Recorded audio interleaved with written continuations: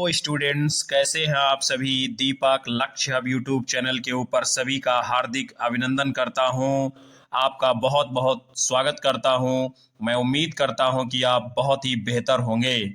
आज का सत्र आपके लिए बहुत ही खास होने वाला है, जिसमें हम हिंदी भाषा की उत्पत्ति और उसके विकास के ऊपर बृहद चर्चा करने वाले हैं, व्याख्या करने वाले हैं। हम सभी मिल करके आज की कक्षा को समझने वाले हैं। कक्षा की शुरुआत करने से पहले आपसे निवेदन है कि यदि हमारे चैनल के ऊपर आप पहली बार विजिट कर रहे हैं तो कृपया सब्सक्राइब कर लें, बेल आइकन दबा लें, जिससे आपको भी आने वाली कक्षाएं लगातार मिलती रहें। तो चलिए जुड़ते हैं हम आज की कक्षा में। सबसे पहले हम देखेंगे अपभ्रंश भाषा का विकास किस प्रकार से होता है। अपभ्रंश का जो समय है, यानी मुख्य रूप से कब तक माना जाता है, 500 से 1000 ईस्वी तक।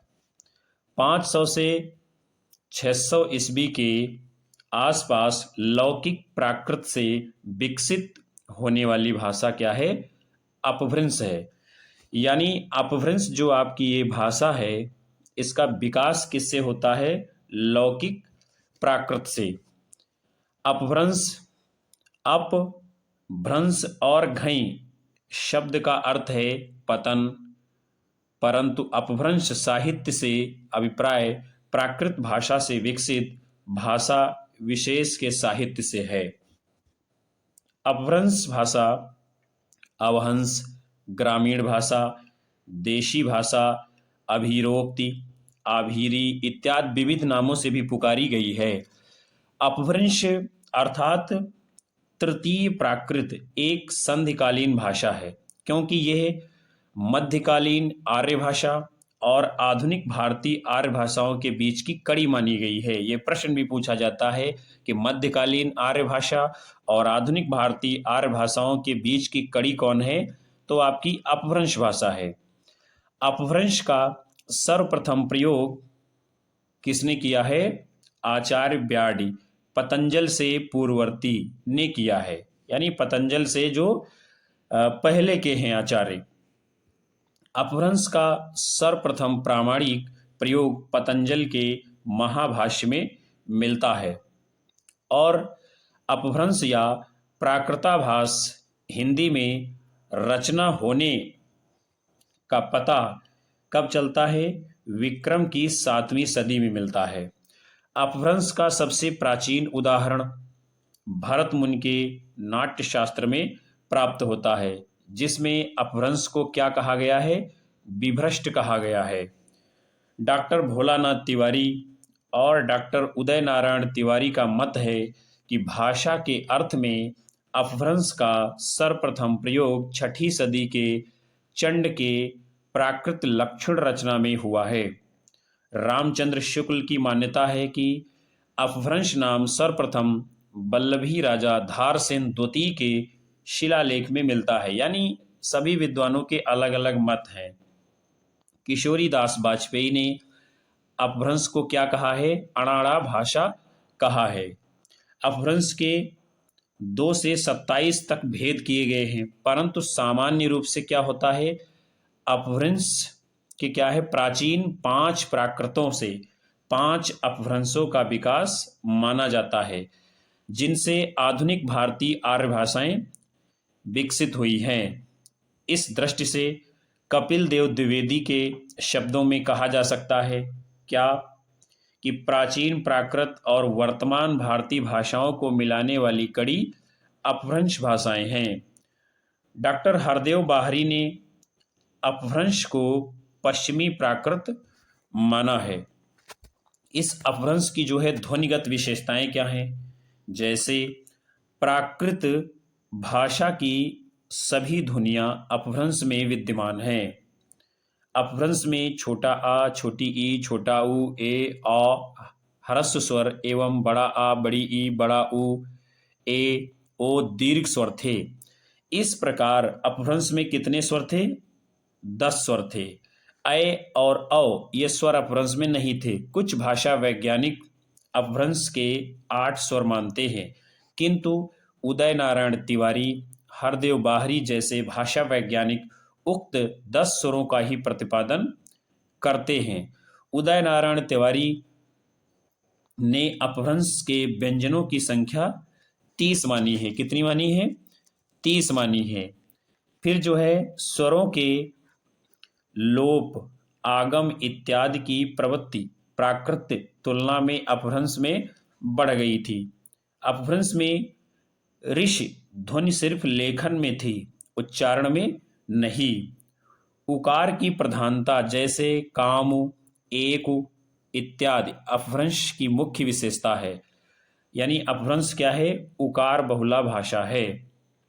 व्यंजनों में आप देख रहे हैं ये जो ला का रूप है, ये अणा और हा, आधा ना और हा, आधा मा और हा, आधा रा और हा, आधा ला और हा, अपभ्रंश की मुख्य विशेषताएं हैं।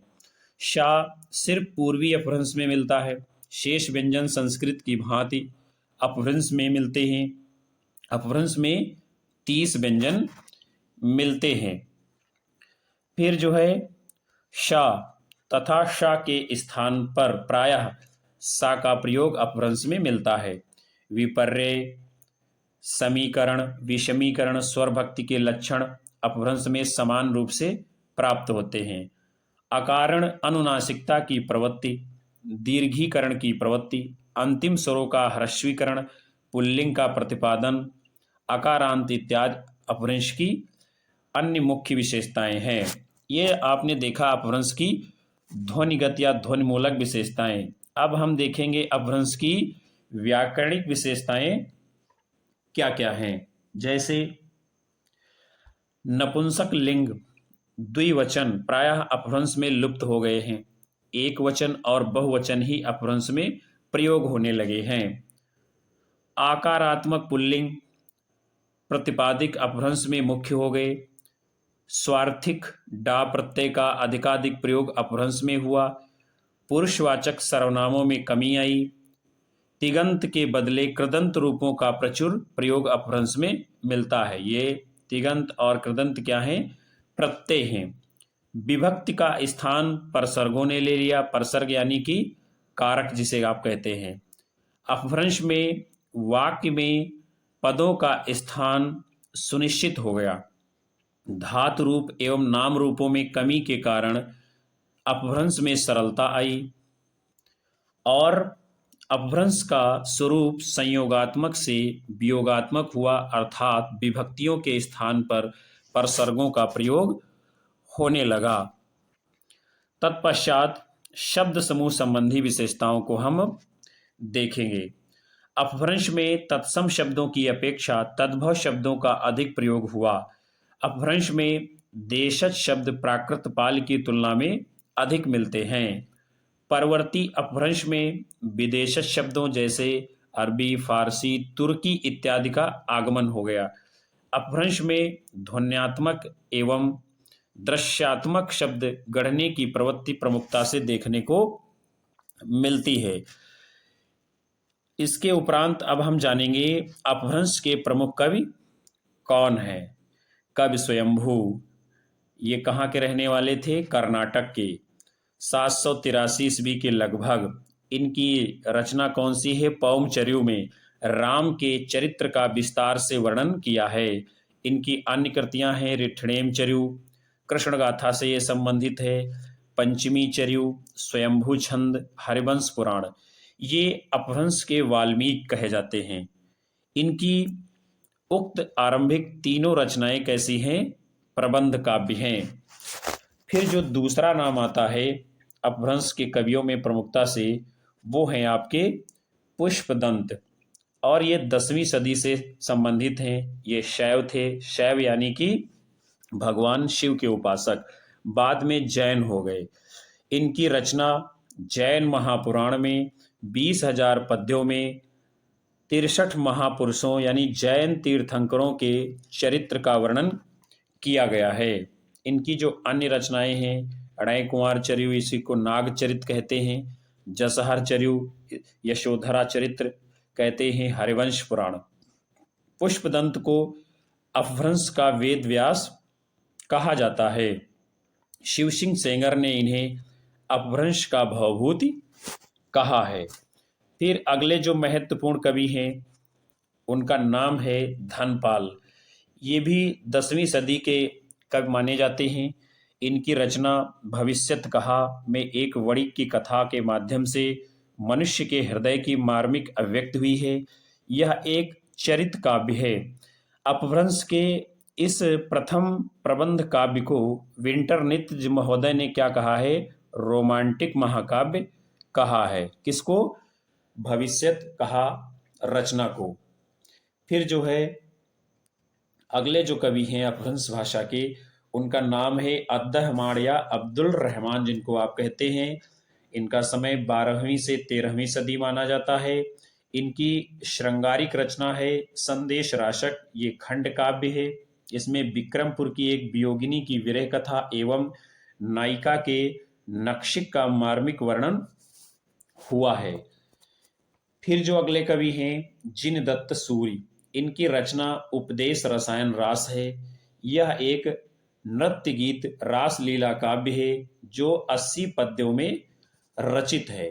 फिर अगले कवि हैं जोइंदु। इनकी रचनाएं परमात्म प्रकाश योग सार से अपभ्रंश में दोहा काव्य की परंपरा आरंभ हो जाती है। फिर है राम सिंह। इनका समय 11वीं सदी माना गया है। इनकी रचना पाहुड़ दोहा में इंद्रिय निग्रह, सांसारिक सुखों की निंदा, त्याग एवं आत्मज्ञान आदि की चर्चा दोहा शैली में की गई है। फिर अगले कवि हैं कनकामर मुनि। इनकी रचना कौन सी है? करकंड चर्यु। फिर हैं विनय चंद सूर्य। इनकी रचना नेमिनाथ चौपई में पहली बार 12 मासा का वर्णन मिलता है। हरिभद्र सूरि, इनकी रचना नेमिनाथ चर्यु है।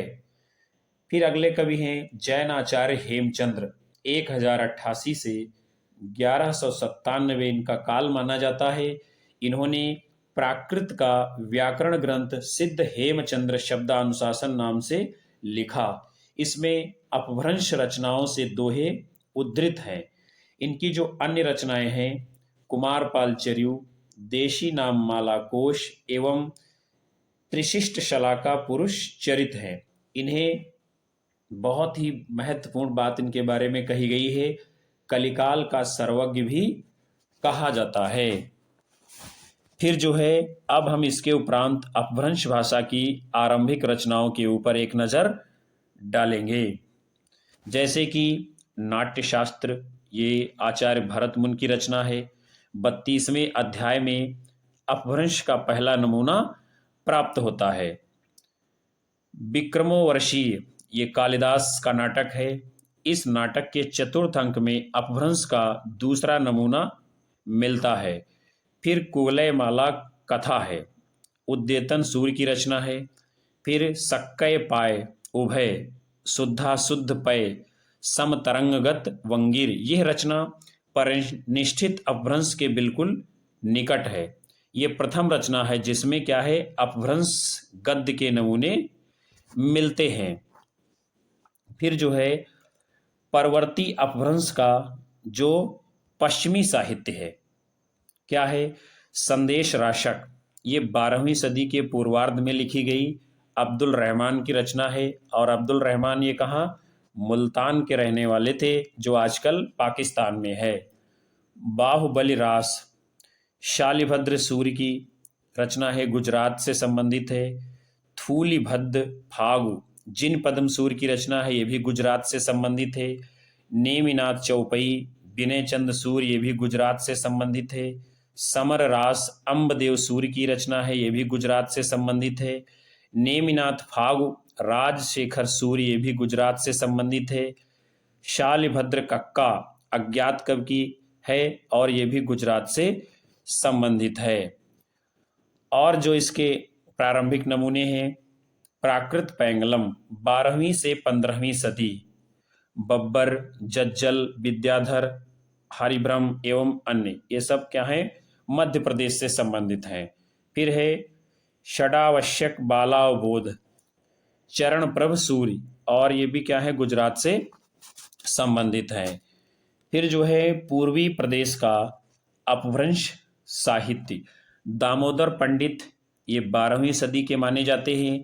उक्ति व्यक्ति प्रकरण इनका बहुत ही प्रसिद्ध ग्रंथ है और इसका उद्देश्य क्या था? संस्कृत शिक्षण का ज्ञान कराना। फिर ज्योतिरीश्वर ठाकुर हैं 14वीं सदी के और इनकी प्रसिद्ध रचना है वर्ण रत्नाकर। फिर विद्यापति हैं और इनकी रचना क्या है? कीर्तिलता, और ये 14वीं सदी के उत्तरार्ध में लिखी गई। और दूसरी रचना जो इनकी है वो है कीर्ति पताका। फिर तदुपरांत हम अब अपभ्रंश साहित्य को देखेंगे।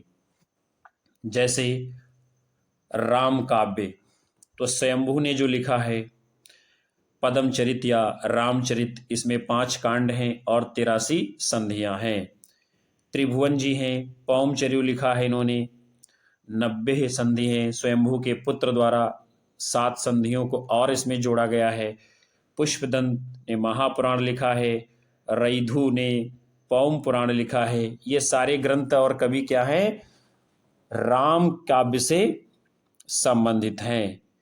फिर कृष्ण काव्य से संबंधित जो अपभ्रंश की रचनाएं हैं, स्वयंभू ने हरिवंश पुराण लिखा है, कृष्ण कथा का सूत्रपात यहीं से हो जाता है। पुष्पदंत जी ने उत्तर पुराण लिखा है। फिर जो है नेमिनाथ के चरित्र पर जो रचनाएं मिलती हैं, हरिभद्र सूरि ने नेमिनाथ चर्यु लिखा है, सबसे प्रसिद्ध एवं नेमिनाथ के चरित्र पर प्रथम ग्रंथ है ये।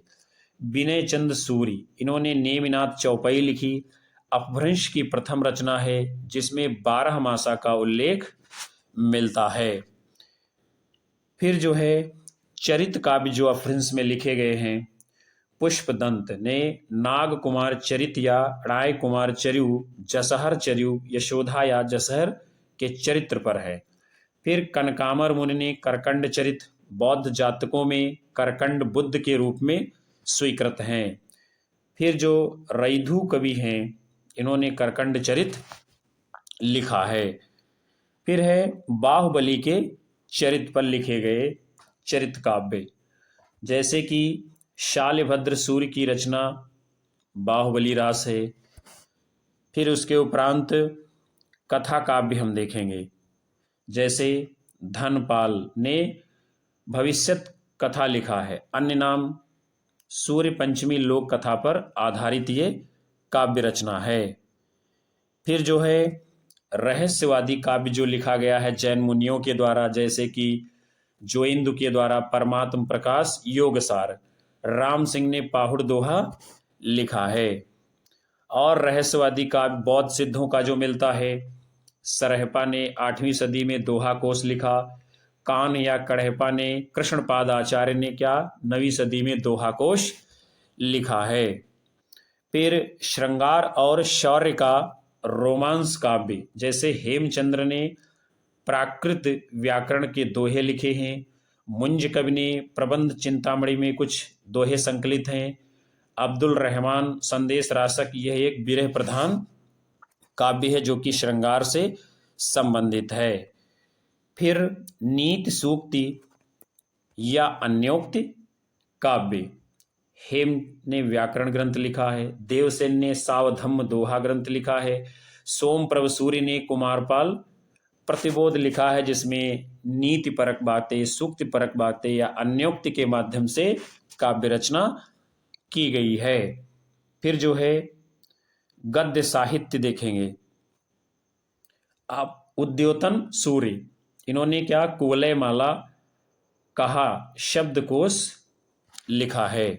व्याकरण ग्रंथ हेमचंद्र ने शब्दानुशासन, अपभ्रंश का सबसे बड़ा व्याकरण ग्रंथ जो माना गया है। इसके पश्चात हम जो है अपभ्रंश की अन्य प्रसिद्ध रचनाओं पर प्रकाश डालेंगे, जैसे कला स्वरूप कुलक किसने लिखा है? जिनिदत्त सूरि ने।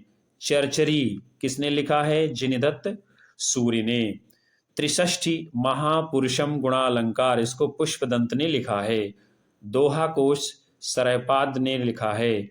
नेमिनाथ फाग राजशेखर सूरि ने लिखा है। नेमिनाथ रास सुमति गणि ने लिखा है। पद्म चरित्र या पौमचर्यु स्वयंभू और त्रिभुवन ने लिखा है। फिर है इसी में श्रावक धर्म दोहा, या इसको श्रावकाचार कहते हैं, किसने लिखा है? देवसेन ने। संघपत समारा रास, इसको किसने लिखा है? अम्बदेव सूर्य ने। स्थूल भद्र भाग, इसको जिन पद्म सूर्य ने लिखा है। हरिवंश पुराण, इसको स्वयंभू और त्रिभुवन जी ने लिखा है। इसके साथ में ही हम अब अपभ्रंश भाषा, अपभ्रंश के कवि, साहित्यकार और अपभ्रंश की रचनाओं से संबंधित अन्य कुछ जो है स्मरणीय तथ्यों पर नजर डालेंगे। जैसे कि अपभ्रंश का प्रथम प्रबंध काव्य भविष्यत कहा को या भविष्यत कथा को माना गया है, जो कि धनपाल जी के द्वारा रचित है।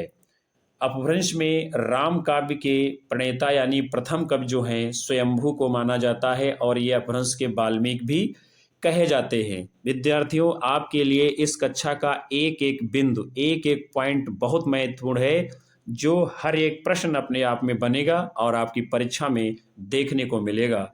स्वयंभू की जो प्रथम रचना है पौमचर्यु अथवा रामायण। अपभ्रंश में कृष्ण काव्य के प्रथम कवि एवं रचना, अपभ्रंश में कृष्ण काव्य के प्रणेता जो हैं स्वयंभू, जिन्होंने हरिवंश पुराण नाम से रचना लिखी है। नेमिनाथ के चरित्र पर अपभ्रंश का प्रथम एवं प्रसिद्ध ग्रंथ हरिभद्र सूरि द्वारा रचित नेमिनाथ चरित्र है। और अगला जो ग्रंथ और कवि है, अपभ्रंश के प्रथम व्याकरणाचार्य कौन माने गए हैं? हेमचंद्र जी। अपभ्रंश में दोहा काव्य परंपरा की जो प्रथम रचनाएं हैं परमात्म प्रकाश और योगसार, जिसको किसने? जोइंद्र या जोगिंद्र जी ने लिखा है। अपभ्रंश के जो प्रथम महाकवि हैं कौन माने गए हैं? स्वयंभू जी। अपभ्रंश में प्रथम कड़वकबद्ध रचना कौन सी लिखी गई है? पौमचर्यु। फिर जो है बहुत ही महत्वपूर्ण प्रश्न और तथ्य हम देखेंगे, अपभ्रंश को किसने क्या कहा है। जैसे कि भरत मुनि ने अपभ्रंश को अशुद्ध भाषा या विभ्रष्ट भाषा कहा है। राहुल सांकृत्यायन ने पुरानी हिंदी, गुलेरी जी ने इन्होंने उत्तरकालीन अपभ्रंश को पुरानी हिंदी कहा है। दंडी ने अभीरों की भाषा कहा है। रामचंद्र शुक्ल ने प्राकृताभास हिंदी कहा है, और हरदेव बाहरी जी ने पश्चिमी प्राकृत कहा है। राहुल सांकृत्यायन, रामचंद्र शुक्ल, गुलेरी जी अपभ्रंश को पुरानी हिंदी मानते हैं। डॉक्टर हजारी प्रसाद द्विवेदी और डॉक्टर रामविलास शर्मा अपभ्रंश को पुरानी हिंदी से पृथक मानते यानी अलग मानते हैं। और अपभ्रंश या प्राकृताभास हिंदी की रचना विक्रम की 7वीं शताब्दी में होने लगी थी। प्राकृताभास हिंदी का अर्थ प्राकृत की रूढ़ियों में आबद्ध हिंदी है। दोहा या दूहा कहने से अपभ्रंश या लोक प्रचलित काव्य भाषा का बोध होता है। अपभ्रंश में 3 प्रकार के बंध पाए गए हैं। पहला है दोहा बंध, दूसरा है पद्धड़िया बंध, और तीसरा है गेय पदबंध, यानी 3 प्रकार के बंध पाए गए हैं। और अपभ्रंश का चरित्र काव्य जो है ये पद्धड़िया बंध में लिखित है यानी लिखा गया है। दोहा या दूहा अपभ्रंश का अपना छंद है। जिस प्रकार गाथा प्राकृत का अपना छंद है, ये किसका कथन है? हजारी प्रसाद द्विवेदी जी का। अपभ्रंश की प्रथम रचना जिसमें 12 मासा का उल्लेख मिलता है, नेमिनाथ चर्यु, जिसको विनय चंद सूरि जी ने लिखा है। हिंदी में सर्वप्रथम 12 मासा का वर्णन बीसल देव रासों में मिलता है। पृथ्वीराज रासों में व्यापक ढंग से 12 मासा का वर्णन पहली बार हुआ है। फिर जो है जायसी के पद्मावत में क्या होता है? ये ऐसी प्रथम कृति है जिसमें 12 मासा का वर्णन व्यापकता के साथ साथ मार्मिक धरातल पर हुआ है। डॉक्टर सुनीत कुमार चटर्जी आदि भाषाविदों ने क्या कहा है? अपभ्रंश को भारतीय आर्य भाषा के विकास की एक स्थिति माना है। भरत, हेमचंद्र, चंड इत्यादि ने अपभ्रंश को प्राकृतों में गिना है। मार्कंडेय और अन्य आचार्यों ने अपभ्रंश के 3 रूप माने हैं। कितने माने हैं? 3 रूप। जैसे नागर अपभ्रंश ये गुजराती की बोली है, उपनागर अपभ्रंश ये राजस्थान की बोली है, और ब्राचड जो कि क्या है? सिंध की बोली है। इस प्रकार अपभ्रंश, आभीर, गुर्जर आदि जातियों के देश की भाषा थी। राजस्थानी को अपभ्रंश की जेठी बेटी कहा गया है। जेठी मतलब बड़ी बेटी माना गया है। अपभ्रंश के वाल्मीकि कौन है? स्वयंभू, ये 8वीं शती के हैं, और इनकी 4 रचनाएं पौमचर्यु, पंचमी चर्यु या नागकुमार चरित, रिठणेम चर्यु या अरिष्टनेम चर्यु या हरिवंश पुराण, स्वयंभू छंद। पौमचर्यु स्वयंभू की ख्याति का आधार है। तो विद्यार्थियों, आज इस बहुत ही महत्वपूर्ण सत्र के अंतर्गत हिंदी भाषा के विकास में अपभ्रंश भाषा का विकास कैसे हुआ, उसकी जो है ध्वनियाँ किस प्रकार की थी, व्याकरणिक विशेषताएं क्या हैं, अपभ्रंश के प्रमुख कवि कौन हैं, और अपभ्रंश के प्रमुख रचनाकार और रचनाएं कौन कौन सी हैं, तथा उससे संबंधित विभिन्न प्रकार के तथ्यों को बहुत ही बारीकी से जाना और समझा। मैं उम्मीद करता हूं कि ये सत्र आपको जरूर पसंद आएगा, और इस एकमात्र कक्षा से ही तमाम सारे प्रश्न आपकी परीक्षा में बनेंगे। और यदि सत्र आपको पसंद आता है तो कृपया वीडियो के ऊपर लाइक जरूर करें, एक कमेंट जरूर अपना प्यारा सा छोड़ें, और अपने दोस्तों में कक्षा को शेयर करें, और अपनी राय हमें कमेंट बॉक्स में जरूर दर्ज करें। आपको किन विषयों के ऊपर आगे की कक्षाएं चाहिए, ताकि हम सुधार के साथ आपके सम्मुख अगली कक्षाओं को प्रस्तुत कर सकें। मिलते हैं आपको अगली कक्षा में। नमस्कार, जय हिंद।